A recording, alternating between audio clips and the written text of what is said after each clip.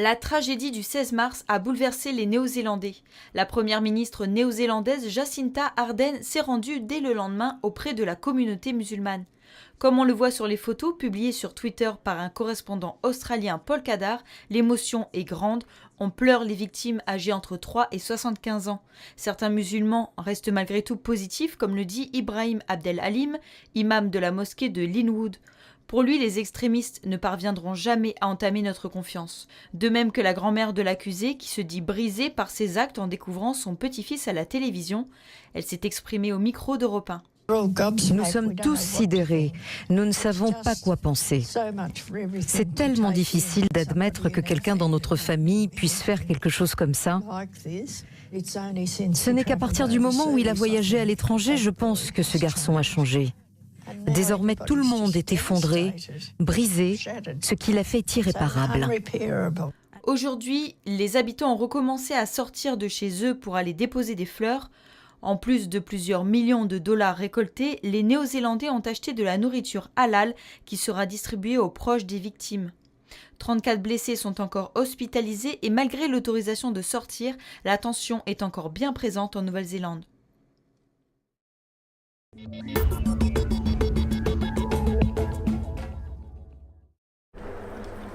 Alors, qu'est-ce qu'il y a sur ton image, Eugène? C'est quoi ça? Un baignoire. Un baignoire, une baignoire. Ah non, c'est un peu... Barquette. Une barquette, oui. Tu sais, c'est les barquettes des fois dans lesquelles on mange le riz, ou qu'on prend quand on prend à manger, qu'on achète à manger. Voilà. À peine âgés de 6 ans, ces enfants apprennent déjà des gestes qui aideront plus tard leur foyer et leur quartier. Détruire les gîtes larvaires. Alors, à votre avis, ça, si ça traîne dans le jardin, qu'est-ce qui va se passer s'il pleut, par exemple? Il va pondre. Il va y avoir... La maman moustique qui va pondre. Voilà, la maman moustique, elle va pouvoir pondre des œufs dedans. D'accord? Donc ça, si c'est dans le jardin et que c'est rempli d'eau, qu'est-ce qu'il faut faire? Il faut enlever l'eau, oui. Et pour apprendre, rien de mieux que la pratique. Il y a de l'eau là-dedans. Il y a une petite fleur qui pousse. Est-ce que la maman moustique, elle peut pondre dans cette eau? Oui, elle peut pondre. Alors qu'est-ce qu'on va faire pour l'empêcher, pour ne pas avoir de moustiques? Qu'est-ce qu'il faut faire? Il faut renverser l'eau. Vas-y, renverse l'eau. Renverse. Leurs formateurs, au nombre de 3 aujourd'hui, sont des éducateurs sanitaires de la province sud. Ils sont ici à la demande de l'école. Pour le personnel éducatif et les éducateurs, ces interventions visent à responsabiliser la nouvelle génération. L'objectif, c'est de les autonomiser le plus tôt possible pour qu'ils deviennent eux-mêmes les acteurs de leur propre santé, parce que la dengue reste un problème de santé et un problème de santé publique. Et puis que par le biais des enfants, ils puissent aussi reformer les parents si c'est possible et dire attention, ça on sait que c'est un gîte larvaire. Et puis plus tard, quand eux-mêmes seront des adultes, eh ben, ce sera un automatisme pour eux et du coup ça sera une évidence pour eux d'apprendre ça à leurs enfants. Des gestes utiles, d'autant plus que la ville de Dembéa est la deuxième commune qui compte le plus de cas de dengue cette année, avec plus de 190 cas répertoriés. Les fonctionnaires sont régis par un statut général des fonctionnaires. Les métiers y sont multiples, mais on peut y différencier 2 grands groupes. Les métiers administratifs et à côté, les métiers de département dits techniques. Comme son grand-père, puis son père avant lui, Franck est ouvrier pour la municipalité de Nouméa. Son métier ne rentre dans aucun des 2 groupes de fonctionnaires précités, mais c'est plutôt la dite convention collective qui régit son statut. Une convention instituée en 1959. Alors on a la plupart des métiers qui sont répertoriés dans la convention collective, c'est beaucoup les métiers d'ouvriers. Donc les maçons, les menuisiers, soudures. La convention collective permettait aux employeurs de recruter des personnels de type ouvrier sans pour autant qu'ils soient fonctionnaires et qui sont entre les deux, de statut d'agent public et un peu du droit privé. Donc on était régi par le Code du travail et une convention collective pour la complémenter. On est payé pratiquement au même titre qu'un salarié du privé, quoi. Aujourd'hui, dans la convention collective, on a des personnels qui sont en dessous du SMIC, et voire au SMIC aussi, quoi. Donc on n'est pas payé comme les fonctionnaires, quoi. On n'a pas les mêmes évolutions. On est obligé de faire des commissions de reclassement pour demander un grade, quoi. Depuis la dernière modification des textes, il y a presque 35 ans, les métiers et fonctions de ces ouvriers ont beaucoup évolué, mais les statuts sont restés les mêmes. Demain, au congrès du pays, sera peut-être adopté un texte qui va modifier cette convention collective et améliorer les conditions de ces agents de la fonction publique qui ne sont pas fonctionnaires. Tous les 2 ans, au même titre que les fonctionnaires, on a une augmentation. On ne sera plus obligé de se battre pour avoir une augmentation. Les personnes des îles ou du Nord qui travaillent sur Nouméa ou le Sud, qui voudraient se rapprocher de chez eux, auront cette possibilité au même titre que les fonctionnaires. D'autres avantages concernant les maladies et longues maladies des agents se rapprocheront aussi de ce qui se fait déjà pour les fonctionnaires. Dans un contexte où de nombreuses tâches dans les fonctions publiques sont de plus en plus privatisées et où l'on fait de plus en plus appel à des contractuels, ce texte sera soumis au vote demain au Congrès. Ce matin, les portes sont fermées pour la 3e fois, ici à l'annexe du dispensaire, dans le district de Pembois. Maurice est le seul patient à attendre la permanence hebdomadaire de l'équipe médicale. Pas de chance pour lui. Le dispensaire de la commune est encore fermé, et cela depuis 3 semaines maintenant. De ce fait, toutes les permanences en tribu sont annulées. Je venais pour chercher mes cachets parce que moi, mes cachets, je prends toujours ici. Là. Le docteur l'amène toujours ici, là. Puis comme il n'y a pas de docteur, il faut que je sorte au Wango. Maurice suit un traitement à vie. Il est donc fortement pénalisé par cette fermeture et n'est pas le seul dans ce cas. Ça nous touche parce que on n'habite pas tout près. Il y a d'autres qui viennent de la tribu de Pointe-Walou, voilà. C'est long la route. Et si on vient jusqu'à là, il n'y a pas de docteur, c'est quand même long. Ça va devenir qu'ils sont de voiture ou bien ils sont dessous pour prendre la navette. Mais comme les vieux qui ne sont pas de moyens, voilà. Ils vont toujours attendre le docteur ici à la tribu. Maurice est l'un de ceux qui ont la chance de posséder une voiture.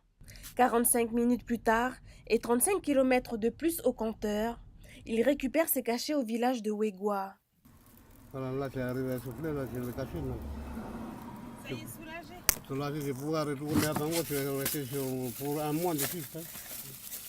Pour mieux que résoudre le problème, là, parce que ça va un moment de venir, voilà. Pour remédier à la situation, la mairie de Wegwa organise lundi prochain une première réunion avec le personnel médical et les coutumiers de la commune. D'autres échanges se tiendront par la suite, notamment avec la province Nord et la population de Wegwa.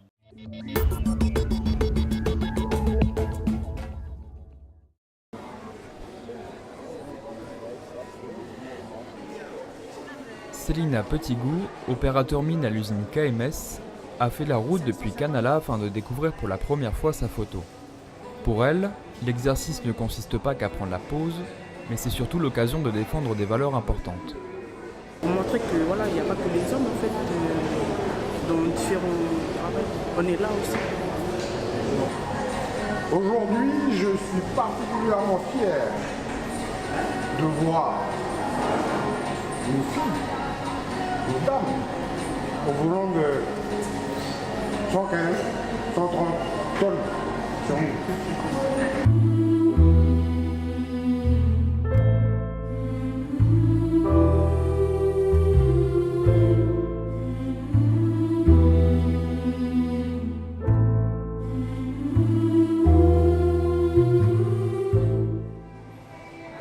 L'initiative, prise par des universités australiennes, a pour but de valoriser la femme dans des métiers souvent catégorisés comme étant masculins. Avec cette exposition, on montre vraiment que les femmes peuvent faire n'importe quel travail, qu'ils ont beaucoup à contribuer à la vie économique d'un pays. L'exposition Femmes dans la mine contient une vingtaine de photos et reste ouverte au public jusqu'au 24 mars. Comment dire ça? Vous savez maintenant, quand on dit ça, que c'est pas bon. Yeah. Yeah? Okay. Au moins, vous savez maintenant que c'est mal vu ici. Que ici. Ok. Yeah. Yes? Yeah, understood. Yeah. Okay. Depuis leur rencontre, le mime reste l'une des principales façons de se faire comprendre. Le thème abordé aujourd'hui est l'égalité des sexes et l'élimination des violences sexistes. Pendant la marche, Yvonne raconte aux jeunes Géorgiennes son expérience face à la violence. Et quand les mimes ne suffisent plus, Andrea, l'encadrante, entre en jeu. Okay, so she explained that Now tu utilises Les mots. les mots Les words mots. to talk about and not the fight. Cet après-midi, la sortie a pour thème l'interculturalité. Ici, les jeunes du pays vont montrer aux invités comment confectionner les tenues de danse traditionnelles. Heureusement pour ce groupe, Lisa parle le français. Avec la braise, on va faire des accessoires de pied. Voilà. Là, il y a la braise. Pour faire ça, on a besoin que de la braise. Quand tu veux partager ta culture, la barrière de la langue n'existe pas. Il n'y a pas de frein pour ces jeunes. Là, j'ai utilisé Google Traduction. Ça t'aide beaucoup? Oui, ça m'aide beaucoup avec l'application. Ça m'aide beaucoup. C'est hors connexion. Qui fait ça, mais à contresens. Comment t'as dit? Hors connexion. Il n'y a pas la connexion si tu... Si? T'as pas besoin de connexion pour... Ça t'aide bien? Oui. Une semaine chargée d'échanges avec souvent des difficultés de compréhension. Mais le rythme, une fois que tu l'as, c'est dans la peau.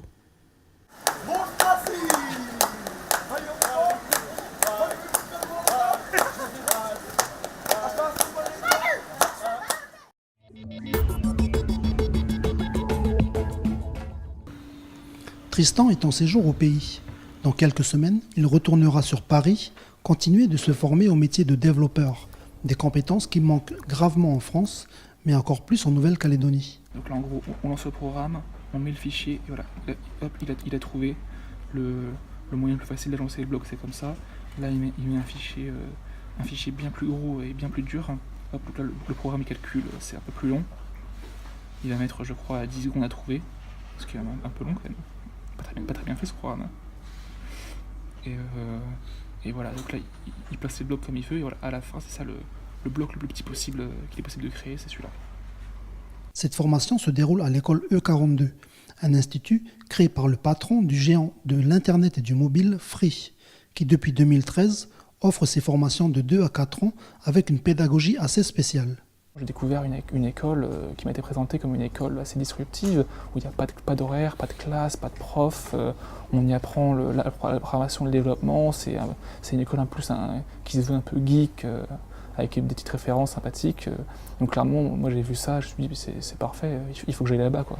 La candidature de Tristan a été retenue parmi 35 000, mais avant de décrocher le statut d'étudiant de E42, les 1000 présélectionnés ont dû passer par le stade dit de la piscine. Un mois de défis et de projets informatiques à relever. Du coup, je suis arrivé, on a dit, bon, bah, vas-y, fais ça. Ok, c'est cool, mais que je fais comment? Tu te débrouilles. La piscine, c'est vraiment quelque chose d'incroyable, en fait, parce qu'on est mis à l'épreuve, c'est assez intense, mais on rencontre plein de gens incroyables. Le système peer-to-peer, il est vraiment très efficace. On rencontre des gens vraiment super. Et en fait, c'est tous ensemble, on essaye de chercher les réponses sur comment ça marche, où sont les pièges, qu'est-ce qu'on doit faire. Et à la fin de la piscine, que je sois pris ou pas, en fait, vraiment, j'étais trop content de l'avoir faite, quoi. 2 semaines après ce stade piscine, E42 lui annonce qu'il va faire partie des 300 candidats retenus. Ah bah je me rappelle encore, j'étais dans un musée, donc j'essayais de pas crier pour pas gêner les gens, mais j'avais reçu un email, j'étais trop content, quoi. Je suis parti tout de suite voir mes grands-parents, j'ai dit ça y est, je suis pris, j'étais trop content. Après 1 an au sein de cette école atypique, la province sud lui a demandé d'en être l'ambassadeur. Le but étant d'encourager la jeunesse du pays à s'investir dans ces métiers du numérique.